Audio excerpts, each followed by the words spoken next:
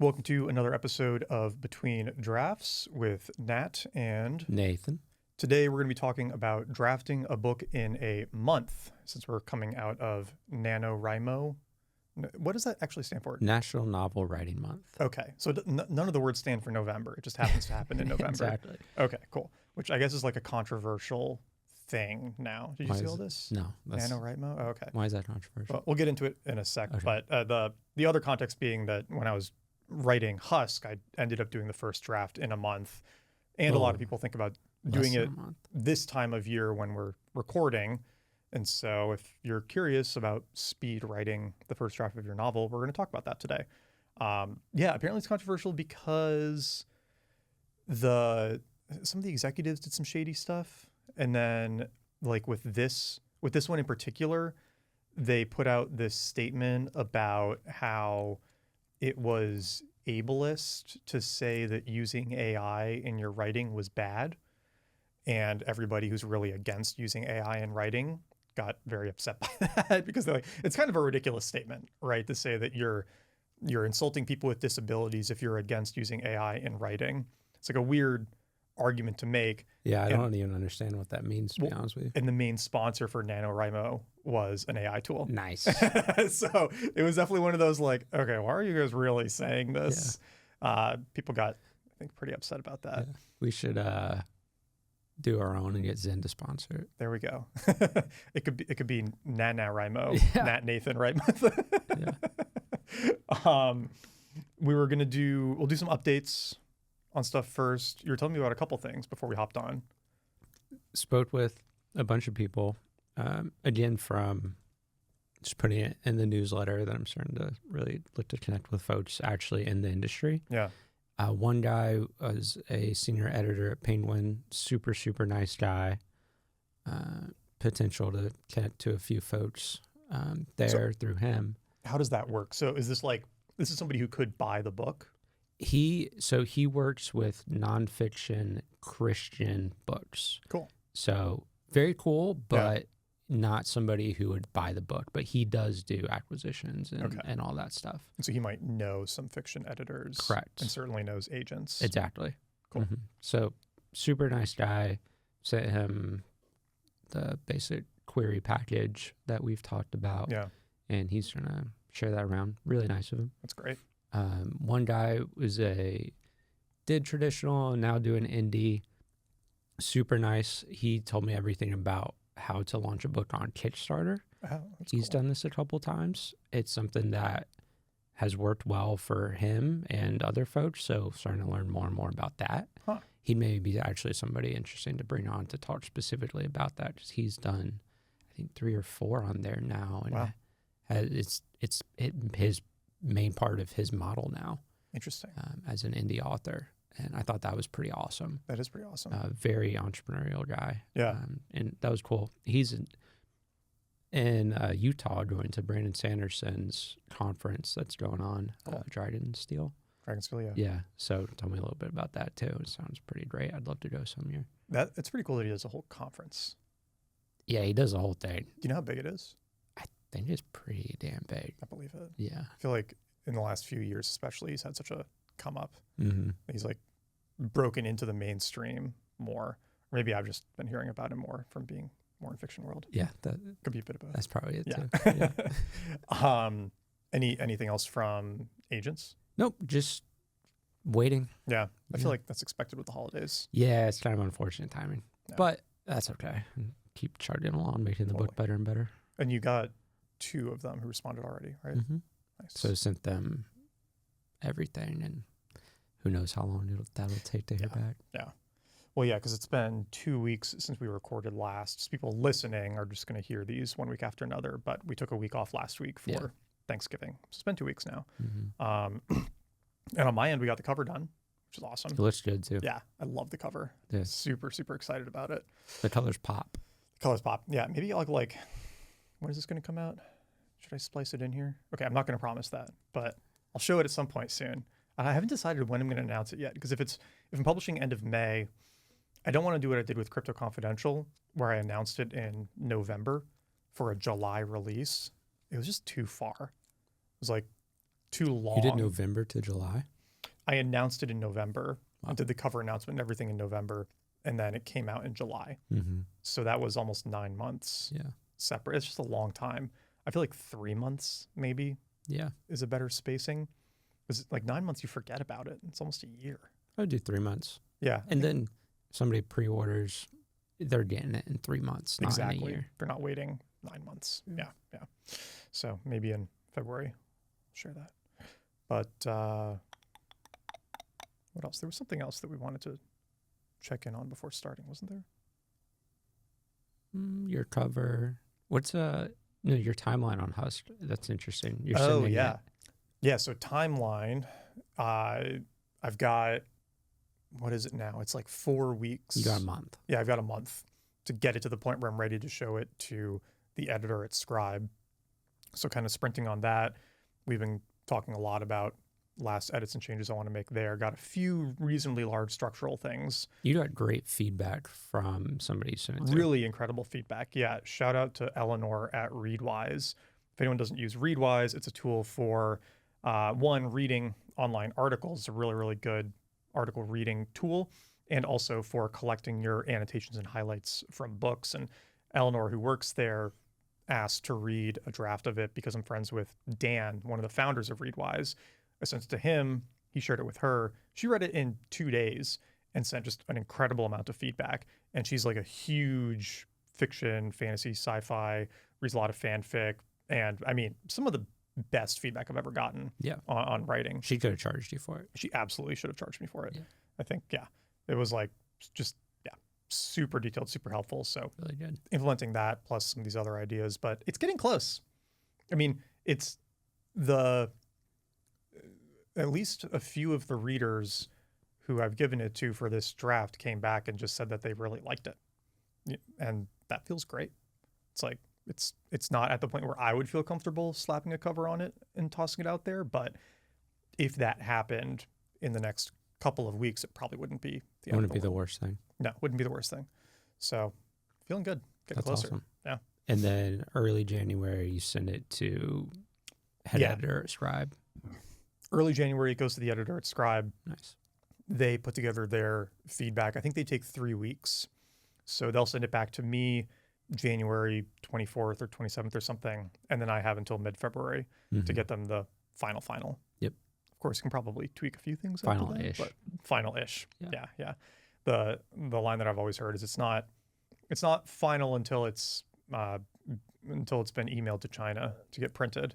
Of course, it's different for this because it's print on demand, so you can kind of keep changing it forever.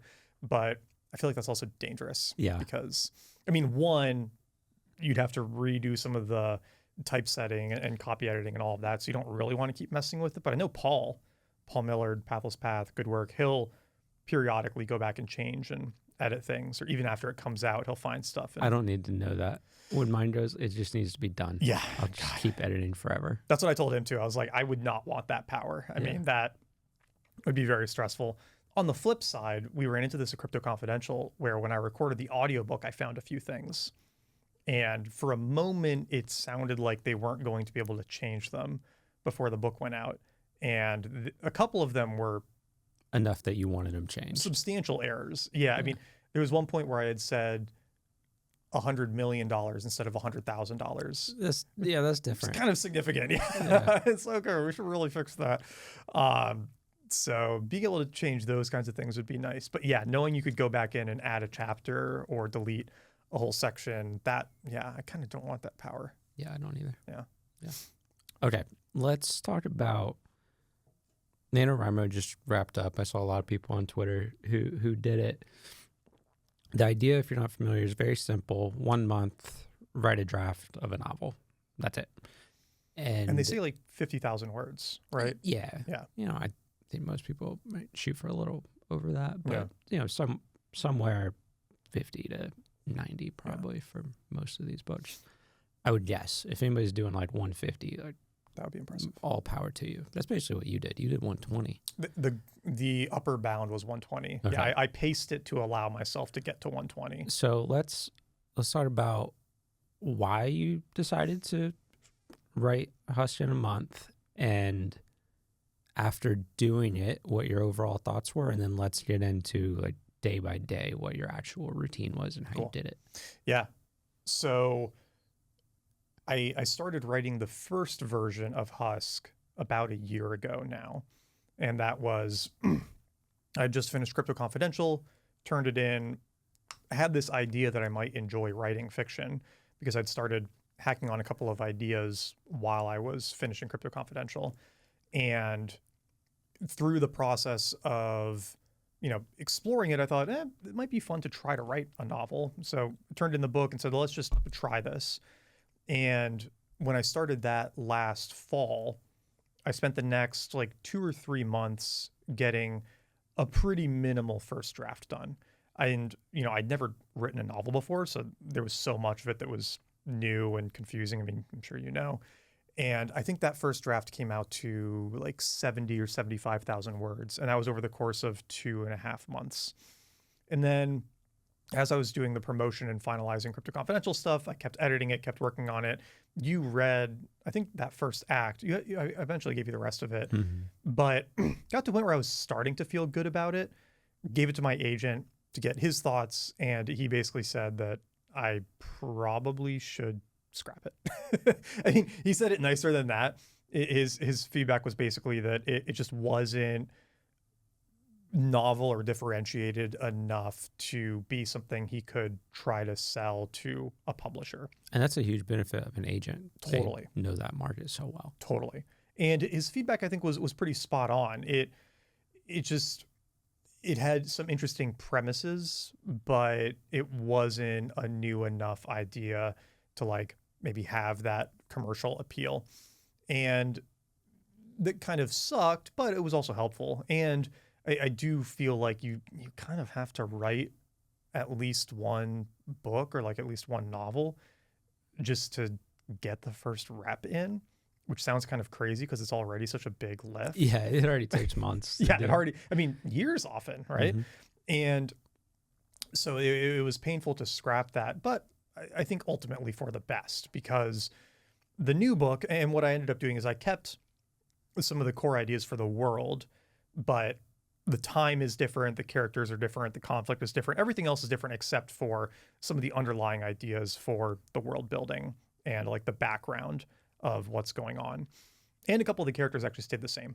So just got to reuse them in this new setting. And it's way better the second time. Yeah, but it is. Yeah. But after he gave me that feedback, I was a little bit of like, okay, Crypto Confidential launch hasn't gone as well as I'd hoped. I thought I was close to having this done, and I'm actually not even at the starting line. I have to start over again, and was just feeling very, like stressed, a little frantic, a little like I needed to fix this problem quickly. Yeah. And I was on vacation in Florida with Cosette and the girls and our friends, and I just kind of had this idea of, okay, well, what if I tried to get this whole thing done, to get a whole new draft done in a month, just to like sprint it out, see if it's actually feasible to write it this quickly? Because if I can do that, and if this happens again, where the core idea isn't that good and it needs to be scrapped, I'd rather figure that out after 2 or 3 months than 7 or 8 months, like I figured out with version 1. And that was like a real fear, right? Because, okay, I lost. I mean, it wasn't really a loss. It was a worthwhile investment, but it was a good 8 months of work to then mostly throw away. Totally. Didn't want to do that again. And so I started kind of doing the math on it, right? Where I said, okay, if I want to have a first draft done in a month, let's say that a first draft is up to 120,000 words. The second draft of Husk the second draft of the original book that I was starting to show people was about 120,000 words. I figured it was going to land somewhere in that range again. And so if I was going to get it done in a month, that comes out to, call it 30 days. So like 4,000 words a day, but I didn't want to have to do that on weekends as well. And so the math that I ended up coming up with was, okay, if I do 5,000 words a day on a weekday, and then get in 1250 per day on the weekend, then that lets me reach 120,000 words at the end of a month. And before doing this, you were shooting for about 2,000 words written a day on the original draft of Husk. And then was like 3 or 4 edited if you were editing? Yeah, so this kind of evolved over time since I started working on Crypto Confidential. So when I first started on Crypto Confidential, I was doing about 1,000 words a day. And then slowly got that up to 1,500 and then 2,000 just by working on, okay, what time of day do I work? What other stuff do I expect from myself in the day? Where do I work? Like getting an office made a huge difference here. That made it a lot easier to like focus for longer periods. You know, I had gotten to 2,000 words a day when I did book, you know, the book that I ended up scrapping. I aimed for 2,500 words a day. Actually, no, I started at 2,000 for the first week or two. And then I said, what if I just keep pushing this up? And I went to 2,200, 2,300, 2,400, 2,500. And around 2,500, it started to feel very manageable, but that's still a really good pace. Yeah. I mean, 2,500 words a day, you can get a 120,000 word book drafted in 2 months, right? Like that's pretty quick. And the 2,000 a day starting point I had just gotten from Stephen King, because that's his prescription on writing.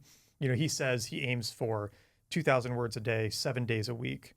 And then his advice to somebody starting out is 1,000 words a day, 6 days a week. And the important clarification there is this isn't a year-long commitment.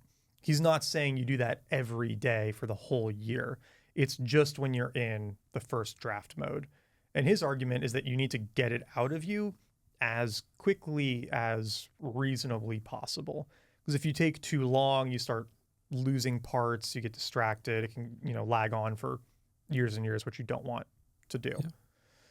So that was oh, go ahead. To me, an interesting thing here is you're already doing a lot, and but you've decided to jump from 2,500 to 5,000. That, I mean, you doubled, a big jump. Yeah. Doubled your output from what was already a high number. Yeah, yeah.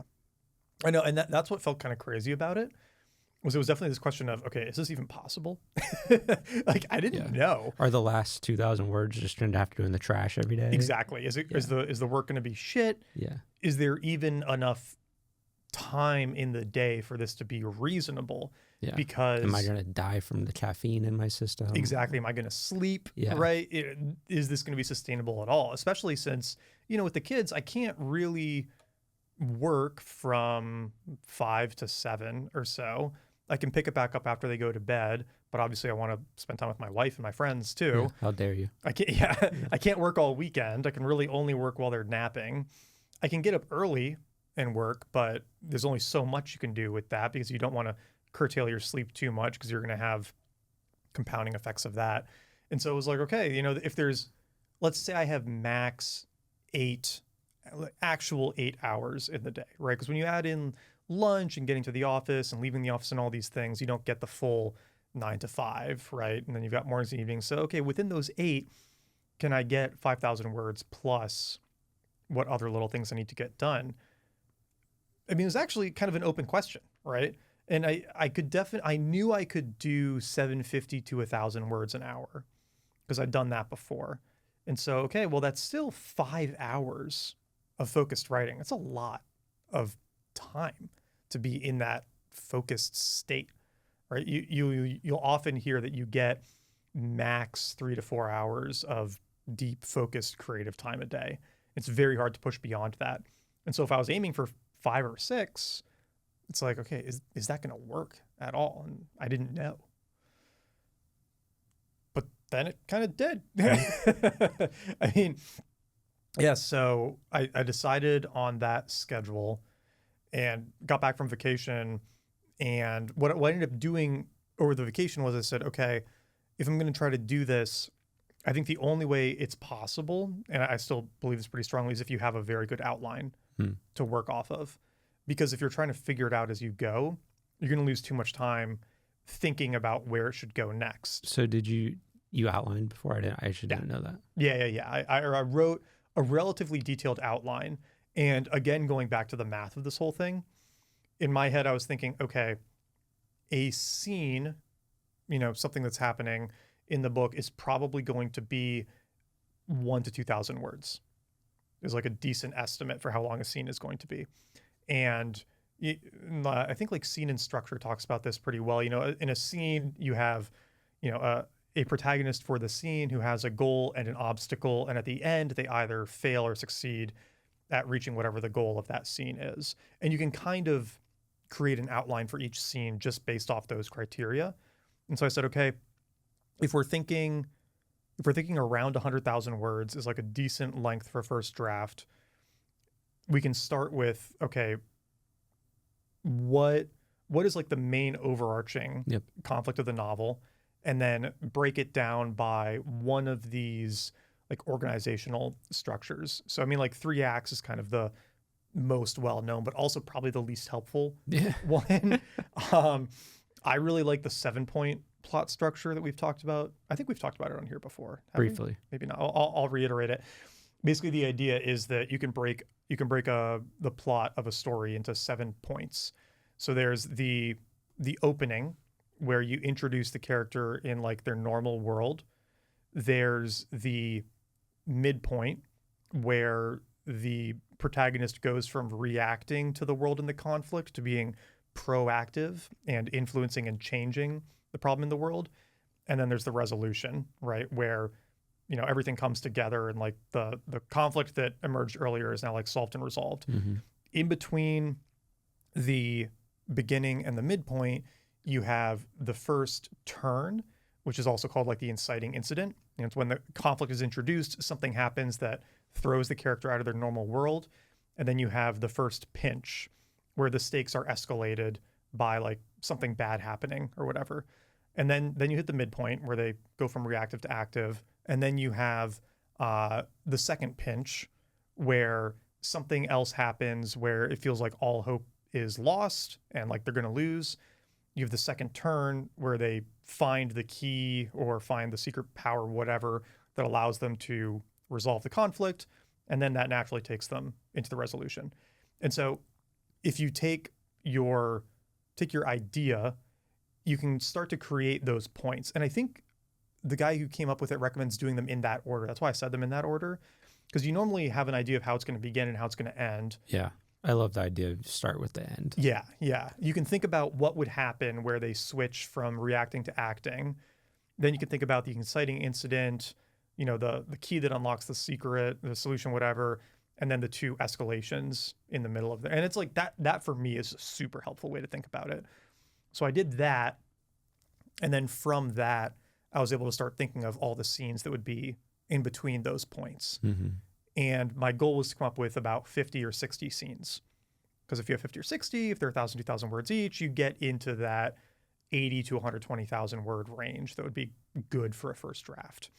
And so that was what I gave myself as a starting framework was, okay, I think I came up with 55 scenes. I said, here are my 55 scenes. Each one I could describe in a sentence or 2. And then I had them all laid out in my like planning board on Novel Crafter. And that was kind of the like starting grid. And then every day I could just hop in to the next scene. Yeah. Did you go chronological? Yeah, I did. I went chronological. And, as I went, obviously I realized like, oh, I should add this scene here, or there should be this one earlier, or, we're going to change these things around. But I ended up following it decently closely. I'd say the really where I started to get hung up was only when I got towards the end. And I think 2 things happened. One, I didn't like the ending. And so I was kind of struggling with that for a little bit. And once I got to 80,000 words, in my head, I was like, well, I already got to 80,000 words. And I got there on day 22 or something. So you had a little bit of time. Exactly. I still had 8 or 9 days. It's like, I don't need to sprint anymore. I don't need to do 5,000 words a day. It's not going to be 120,000 words. It's probably going to be, I think the first draft ended up being 85. And once I got to like 80, 81, I had told myself that 80 was the minimum. And once I got to the minimum, I started to feel like, okay, like, this is pretty good. And I wasn't happy with the ending. And so what I ended up doing was just sprinting out an ending and then leaving it, knowing that it was really going to have to change in some meaningful way. And for a while, I wasn't sure what to do with it. And actually, that draft of the book ended. I'll tell you offline, actually. I don't want to spoil anything. But a lot of the new ending was just added. Oh. So I think you can imagine where it might have ended before. Okay, so it ended, let's say, 5 chapters before it actually ended. Yeah. Ended like 10, 15,000 words earlier. So you did have a lot more. You just didn't realize it. Exactly. Yeah. Well, and I kind of needed to sit on it for a while. And I think so that's definitely the big cost of this strategy is like, you do so much thinking when you're not writing, right? Like you do so much processing and figuring out problems in the book when you're not writing and working on it. And sprinting on it 5-6 hours a day, 5 days a week, and not even getting to really rest from it on the weekends, there was just no space for that. And so it almost like wasn't very creative because it was so mechanical that I didn't start to figure out some of those problems until I had finished the draft and was able to step away from it for a week or two. But I think it was actually, so I'm going to start another book in January while I'm, maybe February. Once I haven't decided yet if I want to do it while I'm waiting for their Husk feedback or if I want to wait until Husk is totally done before I dive in. I go back and forth. But either way, whenever I start it, I'm going to do the same thing because I really, really like it as a way of just forcing all the ideas out and getting something down. And to your point earlier where you're talking to David, your agent, like you can probably tell much quicker with it down whether this is something you want to really invest your time into. Totally. And like, if you think about it, if you can build up the muscles to do this, you could do 3, 4, 5 first drafts a year. There are indie authors who put out a book a month. At an incredible rate. Yeah. And I don't know that I'd want to do that, but I definitely want the flexibility to be able to like try getting something down, see if you like it, see if I like it or not, and then double down on it. It's kind of like, the lean startup method, right? For sure. Like design thinking where you get a rough version down and then iterate on it and improve on it versus trying to get a somewhat finished package on the first go. I think it's like a pretty useful framework for a lot of these things. And it, especially if you think that most of the best work happens in the editing, which I think it does, and not necessarily in the first drafting, you do kind of just need to like push through it and get it out there so that you can get to the editing part. Yeah. I'll probably try it on the next one. Yeah. I don't know about 5,000, but maybe 3,000. Yeah. 5,000 was a lot. Yeah. Because if you give yourself permission to target 100,000 words a month, then you could just do 4,000 a day and 1,250 a day on the weekends, and then you would get there. So I might do something like that because that's a little more reasonable. And it depends on what kind of a writer you are too. So there are underwriters and overwriters, right? And I'm definitely an underwriter. So my first draft is always going to be shorter than the final product. I think that's a symptom of online writing. I think so. Yeah. It's like we're so skeleton-y, minimalist, punchy, and I forget that people enjoy being in the world and enjoy reading a book, not just checking it off to get to the next one. So as an underwriter, it works very well because I can get the skeleton down and then go expand it. But yeah, if you're an overwriter and you write like 250,000 words that you have to then cut down to 150, it might be harder. Or maybe this would be good for you then because then you can't get as lost in the fluff. I don't know. Probably worth trying. Worth trying. Yeah. But yeah, so then for the actual like day to day, I had a spreadsheet and You do a good job of just like tracking very closely. I like tracking how much output you have. Yeah. It's been really helpful. And I was going to try to get to 365,000 words this year, and I'm not going to get there because I'm just focused on editing now. Yeah. I thought I was going to do a draft of the next book, like a rough one before the end of the year, but it just doesn't make sense. Like I should focus on editing Husk. Yeah, especially with the deadline. Especially with the deadline, yeah. And I realized I only wanted to start drafting the next book so I could hit my 365K goal. And it's like not a good reason. Not a good reason. I should finish editing Husk and then go work on that. But no, the tracking was really helpful because then I could see like, okay, here's what I need to be hitting each day to track towards finishing this on time. Here's what I got done today. Here's how many words I have in the bank.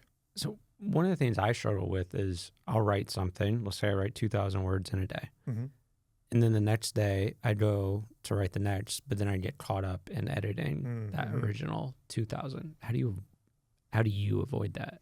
I just don't look at it. Yeah. Maybe it's just practice, but I mean, one thing that's nice with using a tool like Novel Crafter is you can just jump into a scene, so you can't scroll back and forth. You can't scroll back up to it easily. Everything. Yeah. I think that does help. Yeah. But I think also just having that time constraint of knowing that, okay, I'm not going to get to the office till 9:30. I'm going to have to leave at 4:30. I need to get 5,000 words done while I'm in here. I can't go back and edit. It's just not going to happen. Yeah. Especially because there's this energy element to it as well, right? You only have so much creative energy in the day. And if you spend it editing, you're not going to have it for writing. So I did other things during this period too. Like I didn't drink any alcohol for the first 3 weeks because I knew that if I had any, I wouldn't be able to wake up at 5:30 and be good to go and get my morning writing session done. And so I had the day broken out where I got up at 5:30 and then I wrote from about 6 until 7 and I could get about 1,000 words done then. Kids get up, get into preschool, get to the office, 9:30 to 11:30, another 2,000 words, 12:30 to 2:30, another 2,000 words, and then 2:30 to 4:30 was like flex time. So if I wanted to go over my words for the day and get ahead, I could do that. If I needed to do other things and get caught up on other work, I could do that. If there was a meeting or whatever that I had to do, that could fit into that time.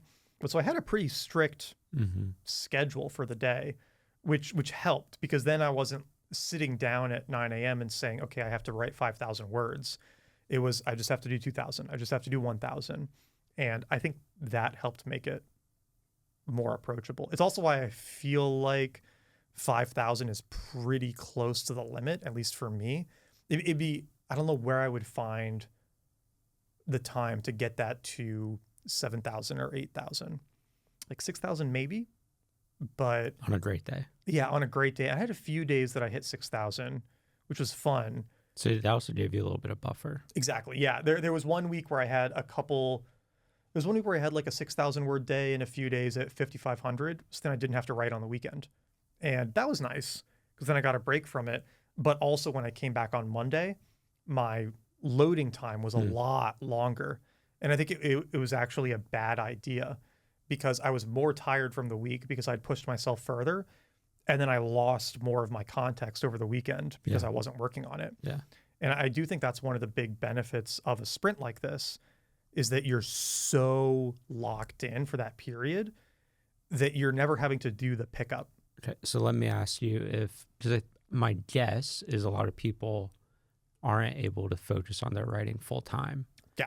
How would you think about tweaking this if you're working a 9 to 5 job? Yeah.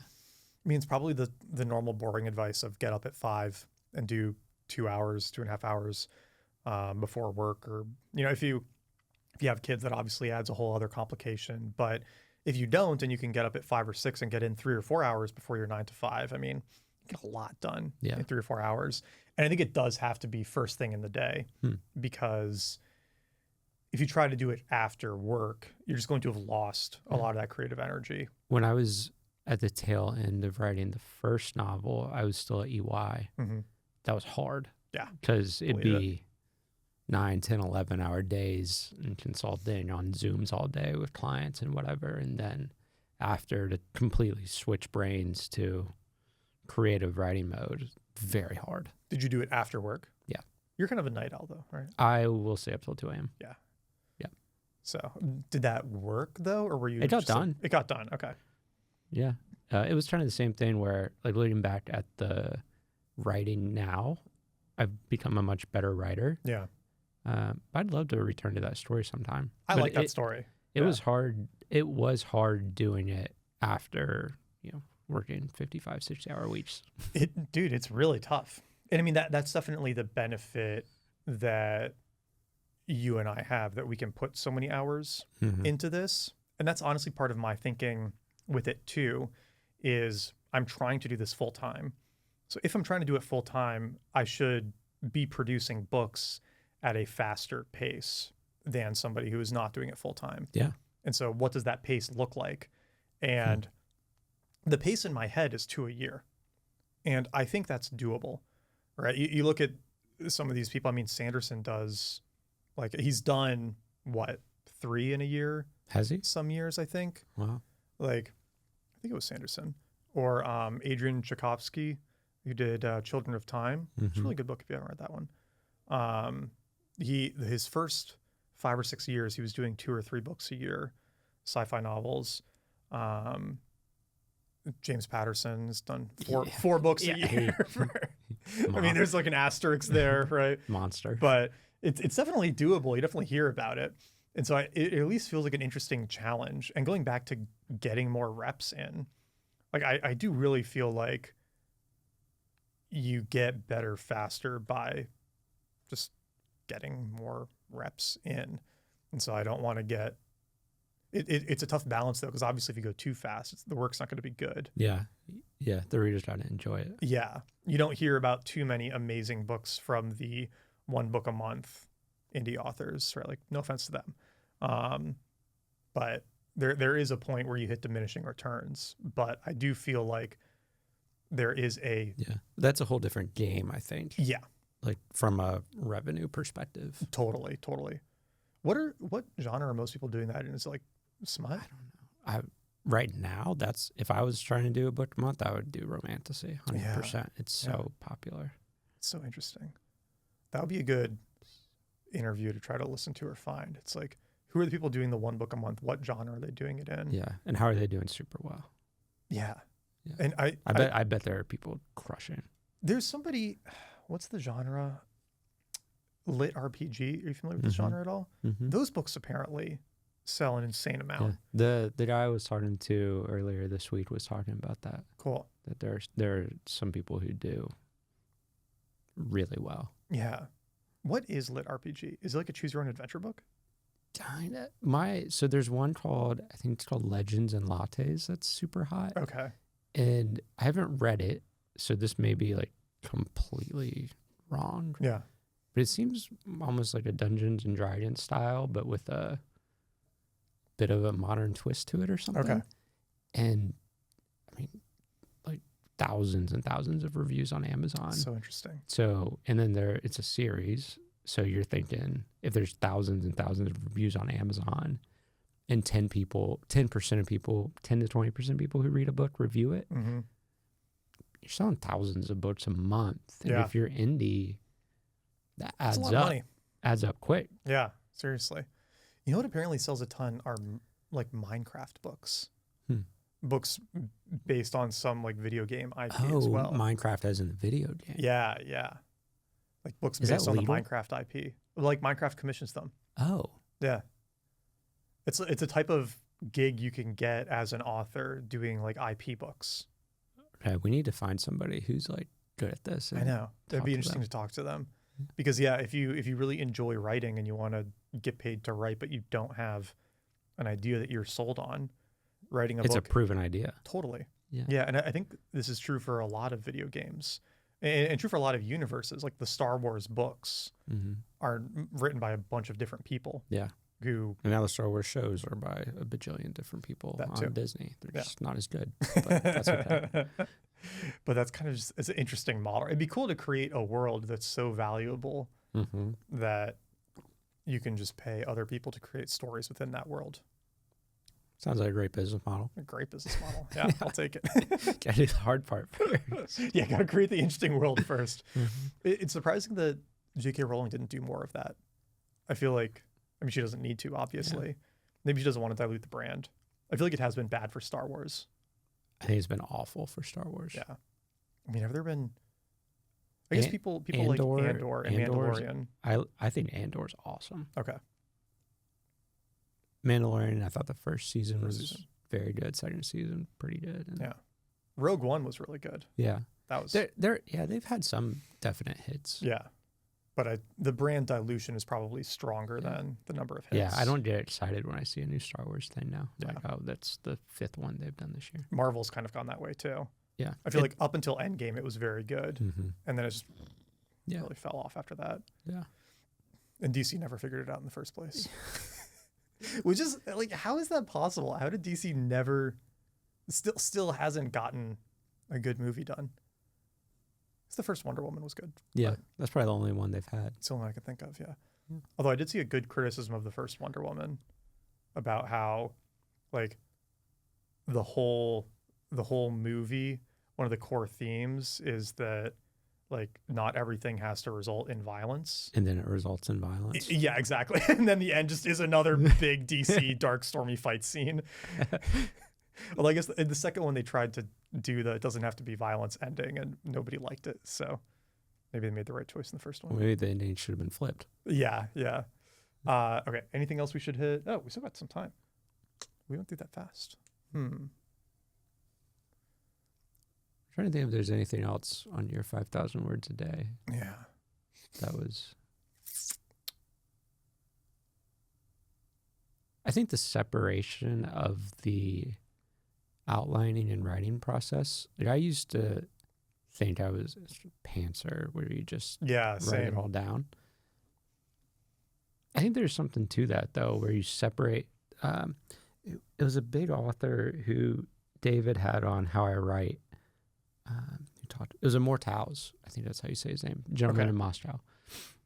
And he was saying that, and I'm paraphrasing here, it's probably not exactly, but he essentially views it as separating the two parts of the brain to let them function at their best. And you have to separate them to do that. So he'll do the same thing where he outlines pretty detailed first, and then he lets his creative side take over for the actual writing process and does that whole thing. Yeah. I thought that was a good way to look at it. I really like that too.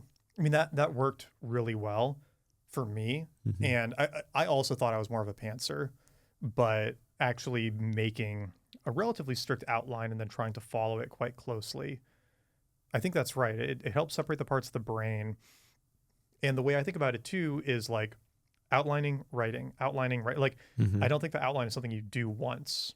You get the draft done and then you make another outline where you're taking what you have and saying, okay, what's missing here, or what needs to get moved, or what needs to get shifted, especially thinking in terms of story structures, right? Like the version of Husk that you read where you talked about how in the beginning of Act 2, a few things just happen way too quickly. Right. And, I was kind of thinking about that, and I was looking at some of the other story structures. And when you look at like Hero's Journey or one of those models, there's a section in it called Fun and Games, Friends and Allies, where it's like the hero is in the new world and they're exploring it and getting to know it and meeting who their new friends and allies are going to be. Yeah. And I had none of that. And that's why it felt so rushed. Yeah. Because it went straight into the mid-conflict and didn't have any of the like orientation to the new world. And so adding like 10,000 words of that actually made the book way stronger, I think.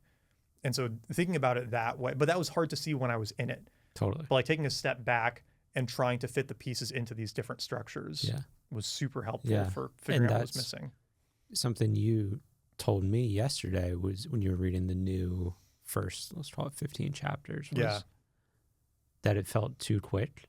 And I was like, at first I was like, that's weird, because I deleted a chunk, let's call it 7,000 words, but I also added another 4,000. Yeah. So it wasn't lengthwise hugely different. It was different, but not huge. And I think I was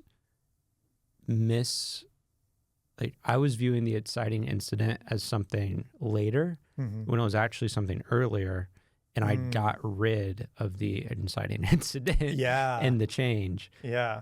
Just because I was thinking of the inciting incident as this thing that happens later, but that's actually probably like the first turn or something. Yeah. I think you're right. I hadn't thought about it that way either, but that's totally what it was. I think so. Yeah. And just the thing that I've realized too is it's so hard to try to forget everything you know about the world. Yeah. Because it's like, the characters so well. You've been with them for a year. And for me, I want to just get into things happening or get into stuff. And it's like, well, no, I need to explain like who this person is or where they are or what's going on or all these other things, because otherwise the reader's not going to have any idea what's going on. Sometimes we should talk about the whole show don't tell, because I think sometimes it's awful advice. Yeah, I agree with that too. It's tough when you are trying too hard to show stuff when it's like, telling is kind of okay. Yeah. I mean, especially with like interiority during like the early chapters, right? The character thinking about things can explain a lot. It's not necessarily bad writing. The advantage of a novel is you can get into the characters' heads, whereas in a movie you cannot. Yeah. That would be a good topic. It's like a common writing advice discussion. Yeah, what are your least favorite common writing advice? Least favorite common writing advice, yeah. That is good. That is a good one. That'd be a good one too. Okay, any last thoughts before we wrap up here? No.